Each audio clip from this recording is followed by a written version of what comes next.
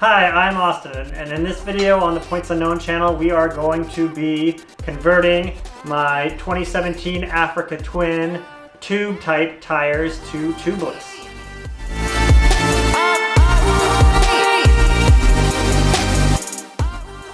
The tubeless tire conversion is pretty common for my era of Africa Twin. And the wheels, the standard OEM wheels, are not set up specifically for being tubeless, and so they have to be sealed. But I've assembled everything that I think I'm going to need to make this happen. The usual safety gear, gloves, eyeglasses. I will prep the surface by cleaning everything.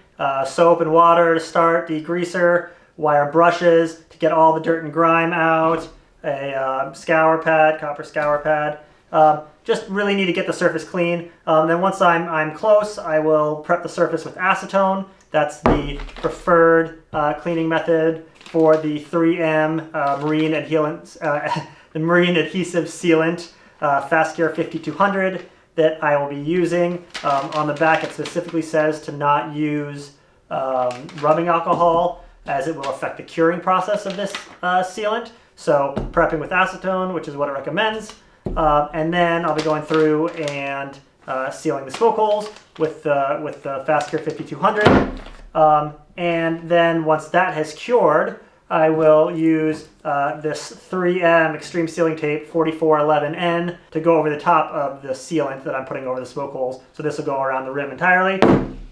Finally, since I'll be pulling the tubes out, I'll need to replace the valve stems. A lot of people use a valve stem from Napa. I couldn't find that valve stem at any Napa that I called, and it wasn't available online. They were just perpetually out of stock. But I did find these valve stems, which should work from Drag Specialties. The key here is they have to be for a 0.3 inch rim hole. That's smaller than your standard car or even a tubeless motorcycle that has a larger rim hole. I don't want to drill out my rims because I want them to be able to be switched back to tube type, or if I have a flat, be able to throw a tube in there and have it work exactly like it did before with tubes. So I did need to get special smaller valve stems that will fit in the stock rims without having to drill them out. I've also just thrown together out of some random bits of metal that I had this little stand, which I'm hoping, we'll see if it actually works, serves as a place that I can thread this threaded tube through the axle hole in the rim, and thus spin the rims around pretty easily to place the sealant and the tape. We'll see how that works. The first thing that we need to do is get those rims and tires off, so let's get to it. Obviously, the OEM rims for my 2017 Africa Twin aren't designed to accommodate a tubeless setup, hence the need to seal them. However, the front rim also lacks a critical safety bead that keeps the tire on the rim even in the event of a rapid pressure loss at speed. Because of this missing safety feature, I'll be showing tubeless conversion of the front wheel for demonstration purposes only. I would not recommend going tubeless on the OEM front rim.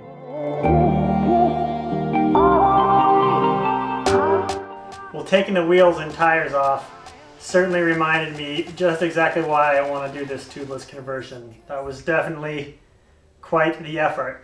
And now I've got a bin of warm water and another tub of warm water there, and I'm ready to start doing some serious cleaning. So I've got some Barkeeper's Friend. I'm not really sure if this is the best thing to use, but it says that it's good on stainless steel and aluminum, and looks like it'd be the right thing for the job. So I've got that to use for the initial cleaning, and then I'll move on from there. Once I've got everything nice and clean here, I'll move on to more of a deep clean using the acetone to really get in there and remove the residue. But for now, just a standard clean of the wheels. I started the cleaning process with soap and water and a sponge, cleaning all around the wheel. Then moved on to some heavy-duty scrubbing of the spoke area, specifically with wire brushes.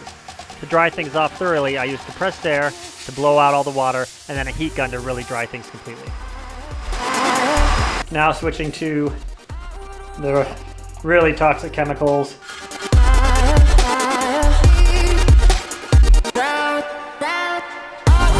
We're letting it sit overnight, so about 24 hours. And I'm just going to go back over the wheels with acetone one more time just to make sure that any dust or anything that's settled on them over the last 24 hours is gone.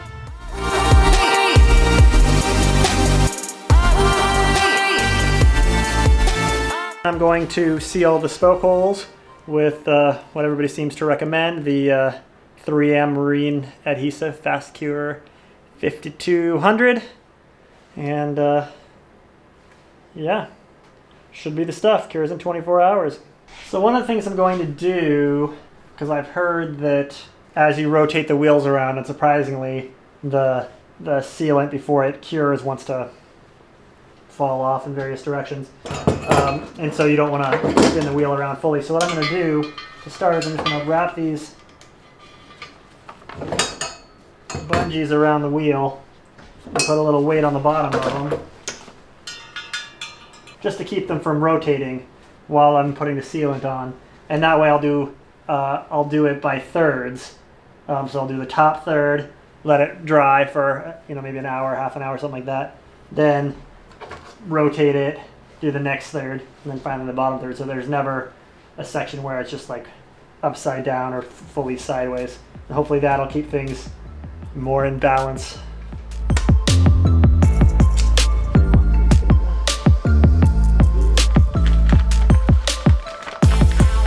Like I said, I'm not good at this. Don't judge.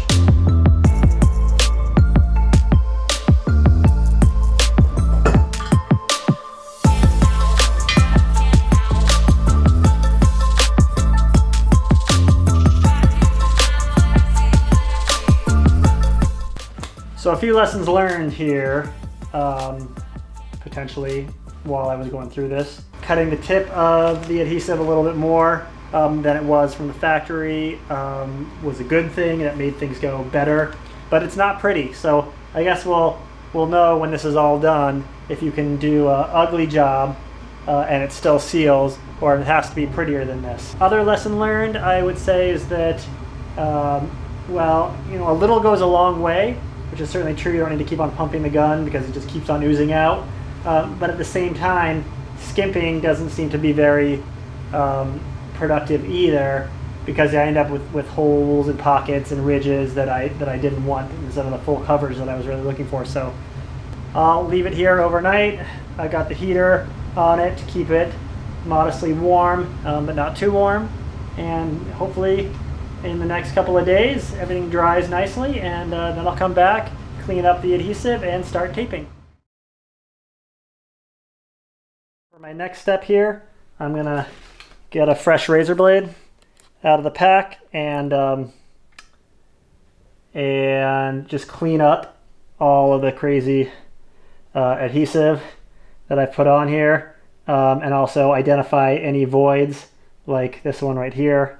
That show that I didn't get it where I needed to. I think so far I've only identified the one spot where I missed it there, but we'll see if there's others.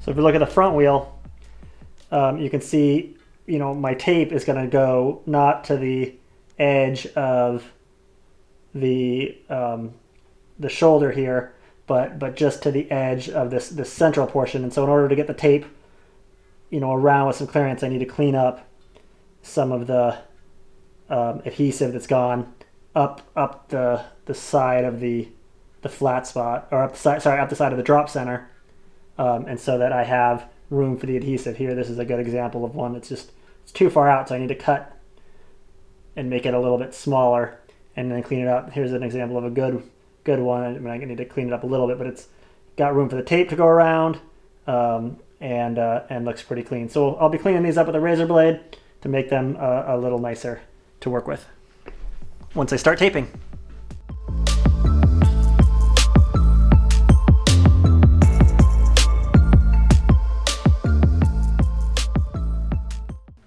So there's a little void that I'm concerned about. Here it kind of dips in. Here, another void that I'm concerned about. A void there. And so the idea is that we'll go through and fill these voids and with the next round of caulking. What I continue to reiterate is the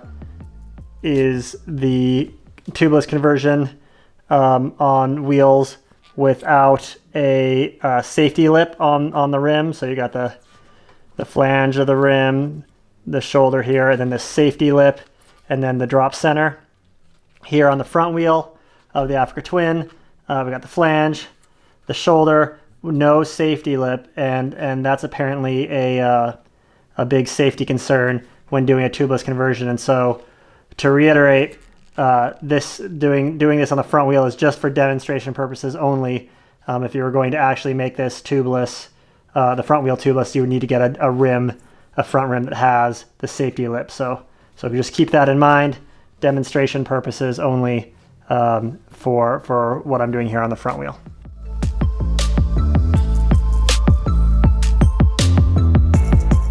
So I've gone through and touched up the areas that seemed a little deficient with the adhesive on the spokes on the rear wheel. The front wheel was looking good.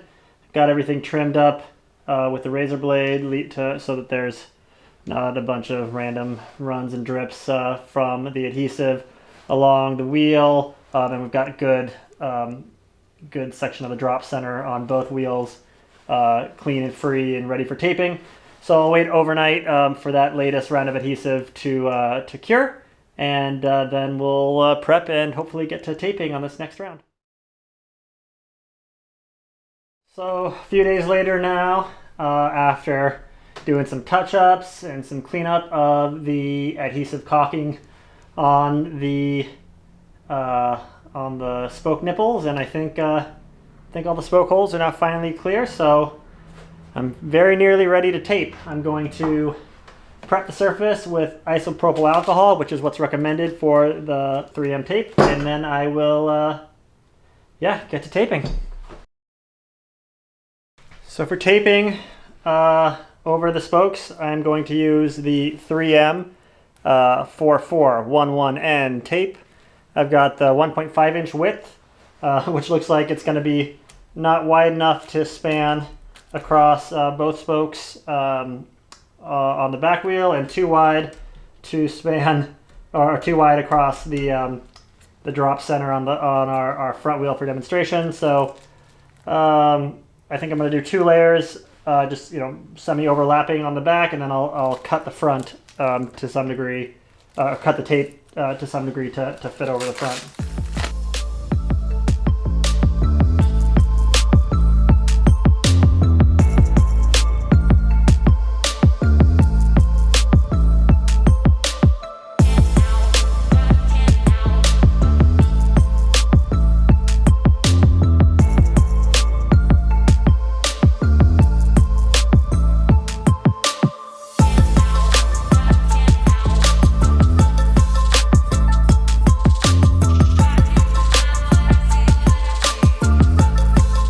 So for the front wheel, I saw in another video that they use electrical tape to act as a liner to make it easy to remove, and so I'll put a little bit easier because I'm only going to put electrical tape on one side and I'll just offset the tape.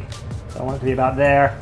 The tape width is plenty to protect it, and so I'll have the left side be one application and the right side I'm going to tape with electrical tape, and that will allow me to release the tape or release the sealing tape when I'm done after I cut it.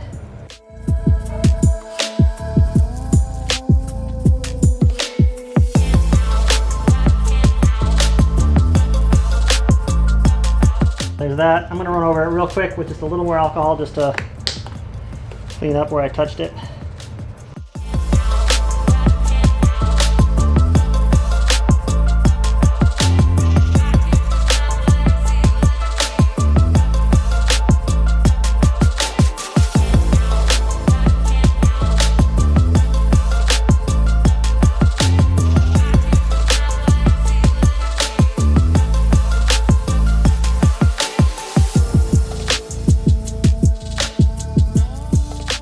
For the valve stems, I picked up these from Drag Specialties. Now, I needed special valve stems, just not the regular kind that you can pick up pretty much at any auto parts store. that are made for standard tubeless rims. Those valve stems are too fat in diameter to fit through the holes. What you need, what I learned, is that you need a 0.3 inch rim hole, which I believe is equivalent to about like 8 millimeters and change. And that 0.3 inches or 8-ish millimeters it is the key. The 11 millimeters, or that is too big. It will not fit through the hole. You can, of course, drill out the hole on your rims. I didn't want to do that, so I picked up these from Drag Specialties. There's the part number 03600010.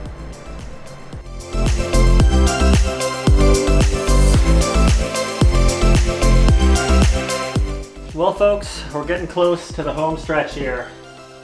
We've got the marine sealant installed over the spoke holes. We've got the 3M super tape installed over the top of the sealant. We've got valve stems installed. I'm going to take the liners, the spoke liners, and put them back on.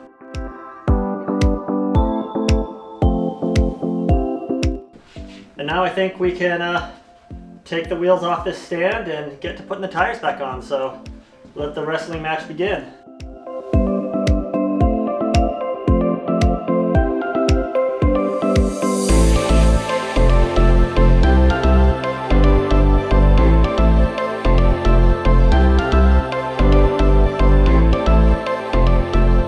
Well, the moment of truth. So got the tire on the front wheel, again for demonstration purposes, and I did use the Baja no pinch tool to put the tire on the rim, not that there's anything to pinch inside, but just because it makes everything so much easier.